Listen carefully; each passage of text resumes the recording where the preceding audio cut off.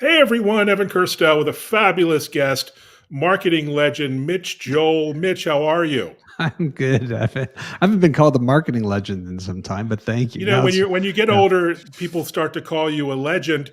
But I say that because to me, you're always sort of the brother from another mother of Seth Godin. You're both physically, frankly, and intellectually. That must be nice compliment. I hope. So Seth and I used to have the same agent for speaking. Hmm. Seth being way more famous and popular than I am as a speaker, I would jokingly have them pitch me to clients as a cheaper version of the tall, bald, white, Jewish Seth Godin. I would take And it though. Canadian. Seth likes the Canadian part too. Seth, that's always like, you're the Canadian Seth Godin. That's what he likes to say. That's awesome. But you have an amazing career in your own right, of course. We're going to talk about Thinkersone, but you're an investor, you're an author, you're a speaker, you're a writer. Maybe for folks who aren't familiar with you, give us a snapshot of your career trajectory before we dive into what you're up to today. It's very diverse and eclectic that only makes sense when you look back on it. I started off in music journalism in the late 80s, interviewing people like Tommy Lee from Motley Crue, which was actually my first interview. Oh my goodness. Then went on to do freelance writing, which I continued to do for a long time, actually. But I wound up publishing music and entertainment magazines. And this is early days of the internet. So we're talking like early 90s. And I remember one of the magazines was called Enrage, and I had a cover story called The Internet. And the great innovation at that time was you could hyperlink from one page to another, because before that, you'd have to type in these long URLs to get to every single page. From there, I started working at one of the first search engines in a pre-Google world. So developing all the ad models we see now, from pay per click to sponsorship to just banners and CPMs and that whole thing. Once the dot-com boom and bust and echo took place, I moved on to work at a mobile content company, which now seems very logical. But back then, if you weren't on the same carrier, you didn't even have interoperability with text messaging back then. I So that's remember it how well. early those days were. I then actually did launch a record label with a buddy of mine in Toronto. I'm based in Montreal. But then early 2000, I started a digital marketing agency with 3 other business partners called Twist Image that we built to be of significant size, sold to WPP about 8 or 9 years ago. And then I exited the business to come to this office space where I was primarily doing keynote speaking, investing, and now launching Thinkersone. But the real story is that in the early 2000s, I started a blog and podcast called 6 Pixels of Separation. And that really was the catalyst that led to speaking events, being an author, getting book deals at our agents, and also was a great catalyst for just getting clients in. And so that's where I spend the bulk load of my time now. So it doesn't make sense in a trajectory story, but it makes sense if you just think about technology, media, consumer behavior. That's my jam. That is your jam indeed. And your latest jam is really exciting, focused on unforgettable moments, meetings, and events. Tell us about the genesis of this idea, you and your co founder at Thinkersone. It's fascinating. Yeah, I mean, and we'd love to have you be a part of it, Evan. So you'll let me know if you want to be on the platform. I'm not a big thinker. I'm a small thinker, Yeah, but you I don't. appreciate the offer. Thinking comes in all shapes and sizes. It could be a keynote speaker, a journalist, an academic, a captain of industry, and so I think you fit it quite well. Look, the idea comes from a very organic place where I'll often get asked things like, I don't have keynote fees. I'm not really doing a big event, but can you pop into my weekly management meeting and talk about where technology is going? I'd get proposed little things like, you're speaking at our event at the end of next year. Can you send some individual greetings to each senior client Mm. that we want them to show up? Or, we're running a meeting. Would you record a quick little, 5-10 minute thing for us? And the answer to that question for me was always no. I'm joking. But the reason it was challenging is because the actual business of it, of meeting the client, finding out their needs, going through contract, doing the work, getting the feedback on the work, and then invoicing and then going to receivables is a lot. It's a similar to my core product, which was at the time just keynote speaking. I don't do much consulting or anything like that. And then when you couple in the pandemic and suddenly everybody is really digitally enabled, right? Like even this, it's not pre-recorded. You and I are having something live and in the moment, it's surprise and delight. It doesn't have to necessarily be in our protein forms. You see the rise of platforms like Shopify and cloud-based commerce. And all of those things came together where I realized that it wasn't just a solution for me, but it was a solution for almost anybody who's engaged in the content creation world who would like to have a mid-tier video product, and we could create these experiences. So what we've done is we've taken a lot of thought leaders that are typically inaccessible to everyday meetings and made them accessible by making it digital commerce enabled, by making it bite-sized, but at the same time when you order it, we personalize the whole experience. So it is either recorded individually for your company, for your group, for your organization, or they pop in live, and for that special moment in time as well. So it's not cheap because it is premium. It is still people who command really significant fees, but now it is accessible to smaller, medium-sized businesses, nonprofits, large sales organizations within a larger organization, marketing, management, whatever it might be. And it's been a really fun journey. It recently went live. I don't think we've really launched it. We're working on marketing now and getting that rolling out. But the feedback has been just incredible. Once somebody orders it, they have a great experience because these thought leaders are really passionate about providing value. So it's been a great and fun journey that is not even day one yet, Evan. Well, I'm glad to chat about it early, and this would be an amazing, offer from someone like a LinkedIn or Microsoft, or really anyone in the content and influencer game these days. How did you put together this community? It's really a who's who of the business and tech and marketing world. I imagine there was some skepticism you had to overcome as well about getting folks to put out their personal brand and access. Surprisingly, I put together a deck before there was any development of the platform done, and almost everybody universally thought, this isn't being done. I was like, if it was being done, we would be using it, wouldn't we? But I think it was also in the ideation, the productization of it, making that personalized greeting a think greeting, making that pre-recorded or recorded on-demand video that the client can play on demand a think idea. It was turning that live thing into a think live. I think it was the productization of it, and also removing from them as a thought leader all of the admin and back and forth, which is it's a big complex part of the business that most people don't see. Sure. They just see the final product. So I would actually say that uniformly it's people were all in, and when we do things like this, I'm sure I will be reached out to by other thought leaders who want to be a part of it. Right now it is partially our network, so we have about 50 or 60 live on the platform, but I have about 120 of these thought leaders signed up. And I want to be really clear. I don't think it's marketing and tech. We are going into wellness. We are going into Oh, fashion. wow. We are going into, I think for academics who want to be able to connect to a more corporate, it's any type of content in this day and age that will move a meeting or an individual at work forward. We think because companies like Shopify have said we're not doing meetings anymore. We have more meetings than ever because the dilemma of hybrid, virtual, and physical is real for companies. And if you speak to people really in management and on the ground, they have more meetings than ever. And the challenge is, how do we make those meetings compelling? How do we make them memorable? How do we make them count? And I really do believe, not because it's my business, but because I'm also an active participant in it, this is an incredible way to add tremendous value to your team members' world. We're both in marketing. We always talk about how do we surprise and delight the customer, whether it's B2B or B2C, doesn't matter. Companies right now are really challenged in how they surprise and delight their team members. So to me, Thinkers One is just a very compelling way for companies to create memorable moments all the time and consistently. And I think it's just a powerful tool for everyone to try. Well, I can't wait to try it. I've already looked at booking one of your, speakers. Um, so tell us what's the big Thinkers, Evan, thinkers. thinkers slash speakers.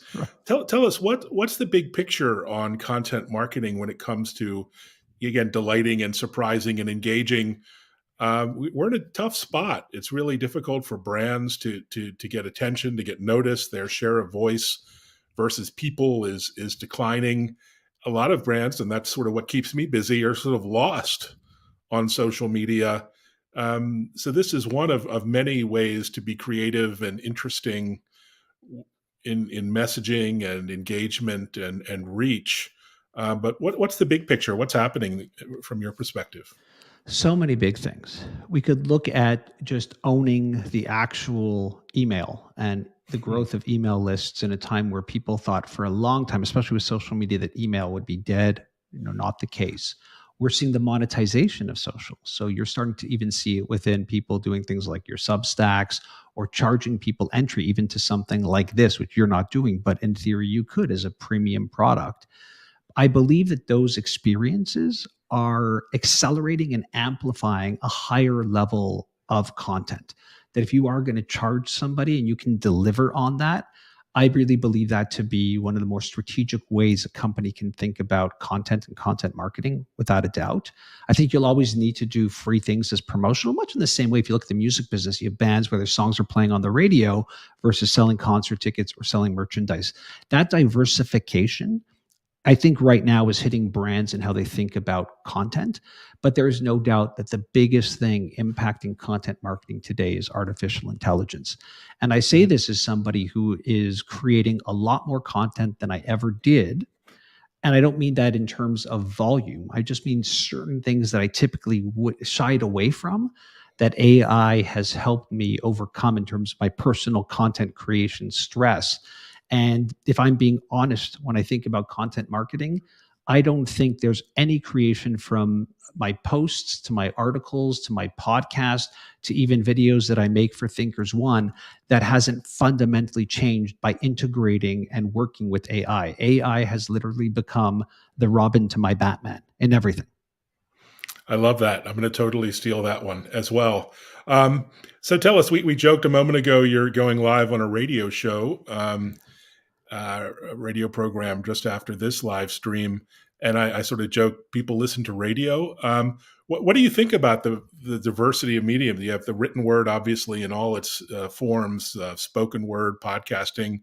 Radio is still very much a thing. Video streaming, bite-sized video. How do you rationalize all of these modalities, and where do you put your focus, or can you these days? Yeah, I love this question because it used to create so much friction between myself and my head of creative, who's a business partner of mine in the agency. And I've wrote about this. We're talking decades ago. I think the ability for a business to think primarily about where they can best create text, images, audio, video. I would start there. My world, I've been a writer, so text is a big important part of it. And I have been from terrestrial radio back in the days, being very comfortable in that medium. Video, a little bit less. I don't mind doing this, but I like to think I have a face for audio. Um, so, You and Howard podcast, Stern. yeah. So podcasting, hey now, podcasting has always been, a big part of what I wanted to create from content. So I think about it in as a business, I would say text, images, audio, video, short form, long form, live, recorded. And if you can put a bit of a table together, a matrix together, and just think about where can we win? And what I mean by win isn't necessarily audience. It's in creating content. And when I talk about creating content, I have one line that I tell everybody. And again, it doesn't matter if it's B2B, small, medium, large, nonprofit, for profit, I don't care. It's what is the type of content that you can't stop making? So for me, when people say, "Oh, yeah, you write so much, like where do you get your ideas from?" If you saw my notebooks, I have way more ideas than I have time to create content for. Oh, your podcast, where do you source your guests? If I don't book another guest, this is going live in March, I'm okay till August. That's somebody already recorded I have. That's the stuff I can't stop doing. I see somebody who's got a new book. I see someone who has an idea. I want them as a guest on my podcast. Mm. I see an article about AI voices being used in places like Spotify and this new DJ application, or Radio GPT, which also made an announcement the other day. I can't help but want to talk about it and think about the different ways that technology will either help, hurt, or add value to it. So when I talk in particular, and I do teach organizations about how to create what I call that content marketing center of excellence, I think starting there is more important than the idea. Like, what are we going to talk about? I think once you can define where you have the skill to keep going, you can then start creating content. When I start, or if I were to start afresh today, I would think about what I would call a unique voice. Maybe not singular, the only one, but how do I create a unique voice in this? Maybe it's going to be in the tone of the voice. Maybe it's going to be in the type of niche content that I cover. And then what happens is over time, as more and more people jump in because it works and it should work, what you shift to is from having a unique voice to having a powerful voice in that marketplace. Those are the ways I would pick at how do you start in this, or how do you think about it. And I wouldn't worry about the competitors or the other noise, because if that were the case, Evan, people like you and I would never even write a book. Who needs another book on anything? And the answer is we don't, but we do need another book with your opinion on it and your take on it and your stories, because that might be the thing that switches somebody else's life. And that's where the power of this content comes from. I love that. That might be the highlight of this entire interview. Um, and speaking of can't stop doing things, I can't stop tweeting a million times I over know. 15 years. Very sad. I wouldn't recommend it to everyone. But what's your take on platforms? I get that question all the time. Twitter versus LinkedIn versus Quora versus Reddit Yeah. versus Facebook, and on and on and on, versus new platforms. And my usual answer is all the above. I mean, at least as a fanatic, I try to dabble in them all. But do you have a take on the shifting platform wars? I think you're right, and there are shifts taking place. If I go back, I'd have to look. I'm going to assume it's a 10 or 15-year-old article or blog post I wrote about how LinkedIn is the dark horse of social media. And you fast forward to where we are now, and I can't imagine, if you're doing any function of business today, that LinkedIn isn't core to what you do. I think the challenge of LinkedIn and their feed and their activity is that it's a bit distant, right? You look at someone's profile and how the activity is there versus the feed. I think there's some challenges there. I also think in a world where we're all mesmerized by TikTok, the reason is we moved from a social graph to an interest graph. I would be curious to see how LinkedIn would accelerate if they shifted away from a social graph but into an interest graph. Um, Twitter, I'd love your take on Twitter, because you're someone who's grown an incredible community there. My take on Twitter is that it is increasingly difficult to have your tweets resonate. It's increasingly difficult to add, to really build a network in there. Facebook to me is still very, very powerful, but I think that's a function of the fact that it was for a long time my primary destination, and somewhat still is. I think the LinkedIn feed is starting to resemble what I call Facebook general, not private groups and things like that. TikTok is very exciting. There's no doubt that just video in general, YouTube, live streaming, these are all very, very compelling platforms. I think the challenge with it is stepping back and saying, where can I be good on the platform? Where can I add value to the platform? Mm.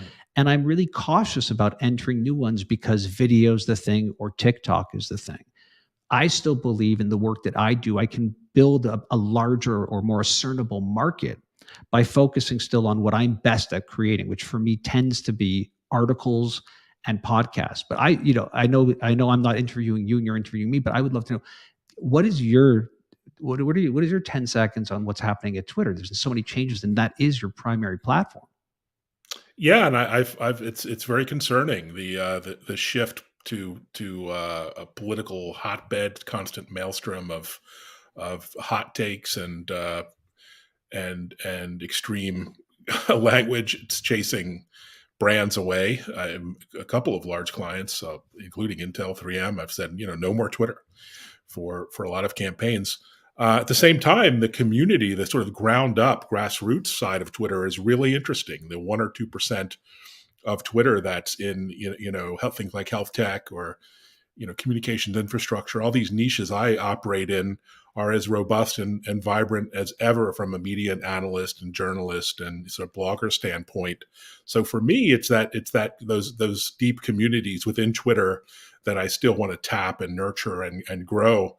And even Twitter's starting to recognize that with the community features and the groups and some of the private chats and messaging that's really powerful. So, I'm nurturing those private communities and DMs and all that sort of community building as much as publicly posting and sharing and streaming. So More specifically, Evan, when I say things like I find it really hard to build a community, I'm there with a verified account, not Twitter Blue, but a original OG verified 65,000 followers, which is nothing to see. I'm not overly active, but I do find that when I do get active, it's really hard to build and grow lately, it feels like. Is that my own misconception, or do you see a strain on no, that as well? it's as noisy as ever, and Okay. for as much as Musk talks about AI, they haven't done a good job of using AI to connect people, to present you with really relevant content, to make sure your content gets seen by a truly relevant audience. That's still a hot mess. Unlike a TikTok or a YouTube, which will Yeah. feed you an infinite amount of content that's really interesting and fascinating, and you get in these loops of just consuming stuff that's interesting to you. That doesn't exist on Twitter. So you That's kind of my have to big go. takeaway, though, Evan. I think if we were going to talk about what can a business do, it comes down to that exact same tip of that pinhead, which is if you create content that is compelling, it does rise when the algorithm is looking for things like that. And you're right that when I go into, I've been a YouTube premium subscriber for a long, long time. And when I go into my homepage, forget my subscriptions, which I love the subscription page because it's just showing you everything I subscribe to from most recent to the oldest. TikTok, too, the astounding thing to me as someone who's been in this space a long time is the way in which the algorithm not only feeds me more of what I want, but is able to tangentially add in areas that are still in my domain. Like, how would you ever connect me to the electric bass, to comic book collecting, to other types of collectibles, to my heavy metal, to my music, to my AI? Like, it is really quick at testing little things with me and getting it, near perfection, which, it can be a blessing and a curse. It's a blessing because it's really interesting, really compelling. It's a curse because you just see the dopamine addictiveness of this technology. And so while it's fun for me, I worry about kids. I worry about people who don't understand the implications of technology and how it impacts your usage. So again, technology has always been somewhat ambiguous. It's neither good nor evil, and we like to look at all sides. I think Twitter is another great example of that. But if you can tell a really unique and great story, and I think that's been traditionally, even being an agency that had B2B clients, doing a lot of speaking in the B2B realm, it was always this, if it works, let's try to do it like that, versus that's not how great content works. Great content works when you're not doing that. It comes from trial and error and trying to do something unique. And by the way, I think you would agree that the stuff we spend the least amount of time with or create as a toss away is usually the most surprising stuff. And the stuff I think that's going to be a home run and this is so fascinating, usually it's what I call digital crickets and virtual tumbleweeds, right? Wow, that's one to think about. Yeah, we need to be surprised and delighted in a positive way more on Twitter, and hopefully that's coming. One thing Twitter is very good for is live events, and we were reminiscing a moment ago about Montreal and the wonderful summers and Yeah. the comedy festival and of course the legendary jazz festival. When it comes to tech or B2B events, these are coming back at force. People are desperate to get out. How do you integrate the virtual and the present, the in person, in interesting ways? I mean, one of the ways is through live streaming and social. But Yeah. what are you seeing? Are people really getting back together at meetings and meetups? Yeah, they are. I mean, the agenda is definitely busy for physical events and keynote speaking, and it has been since a lot of the restrictions were lifted, of course. My take is I always go back to the music industry, which is a really good way to think about ecosystems and how they flow. I think there's a massive difference between when you go to see a live concert and when you listen to an album. Mm. And a moment like this, it might be more of a hybrid, but it is more like I'm watching. I'm back. I'm watching this on LinkedIn versus we're excited, we're going to do other things. And so the protein form, the physicalness of it, I don't think can ever be replicated. I think there are ways to make it interesting. And by the way, when I think even in relation to Thinkers One, I think about this a lot that If we were sitting here in a B2B marketing meeting, our weekly Friday meeting, and we we're all here physically, and before we left, Evan said, we got this video created just for us by Mitch, Joel, Control Alt Delete, 6 pixels of separation, talking about how we could use AI to better brainstorm or Oh, create. that's That fantastic. video would be just as compelling as if it was used in hybrid or if it was Mm, used in virtual. That was a big illumination. It was a big light bulb moment for Aubrey, my business partner, and I, because we realized that what's going to win, it is the types of tools or content that can be used and have equal impact in both arenas. And the truth of the matter is, there's not much that does that. If we were in a physical conference and the keynote was virtual, it would be like watching TV. If we were at a physical conference and before we brought on Evan as the main keynote, but because I was there last year, now I'm coming in and giving an extra 9 minutes on what's happened since, that would make it more exciting. It's those nuances that I think businesses really have to focus on. What are the things that can be engaging in both virtual, physical, and third being hybrid, but also recognizing that sometimes the live is the live. And if we want to mm. do something else, don't just record it and give it to people. Think about the album is very different from the live. So what would we create if we were artists? What would we create that is packageable or better to have a more perennial effect to it than that live and in the moment thing, which is really hard to do. It's like sitting back and watching a live concert on YouTube. It's not as much fun as being there. Wow, great insight.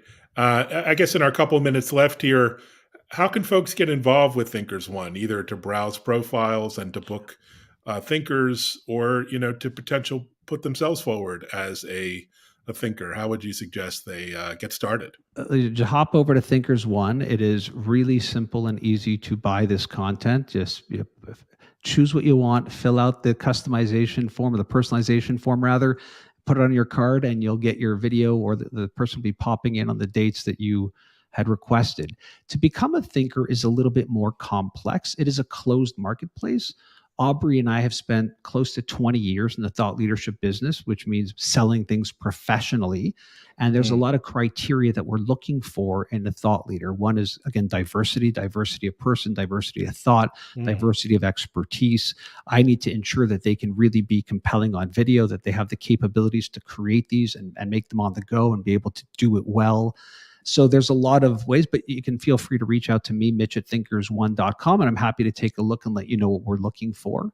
And I'm a big fan of yours, Evan. So I hope you'll come on and be one of the thought leaders there. I think you would add a very interesting dynamic to businesses that are looking for how to think about B2B marketing for sure. Well, thanks for the opportunity. Thanks for the chat. And I hope everyone goes to Thinkers One and just checks it out. It's fun just actually browsing the profiles. There's so many interesting people you can quote unquote meet and learn about to start. So thanks, Mitch. Great to see you.